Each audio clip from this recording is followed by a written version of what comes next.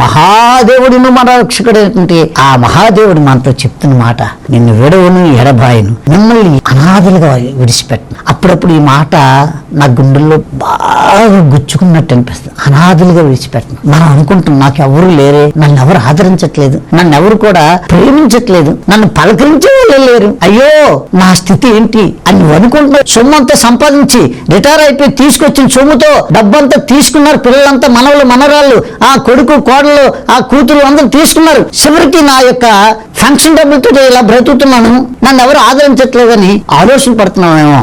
No, నా ప్రభువు మీతో నాతో మాట్లాడుతున్న మాట ఏంటంటే, మీరు అనాథులు కాదు. ఎందుకంటే ఆయన స్వరక్తం ఇచ్చి సంపాదించుకున్న సంఘంలో నీవు నేను సభ్యులుగా ఉన్నాను. మీరు అనాథులు కాదు. నేను నా స్వరక్తం ఇచ్చి మిమ్మల్ని సంపాదించుకున్నానే. నా నిత్యరాజ్యంలో యుగ యుగాలకు ఆకలి దప్పిక లేని రాజ్యంలో యుగ యుగాలు కూడా పరిశుద్ధుడు పరిశుద్ధుడు పరిశుద్ధుడు కోటాల కోట్ల దేవదత్తులతో కేరేబులతో శరాపులతో గాన ప్రతిగానం ఉంటుంది.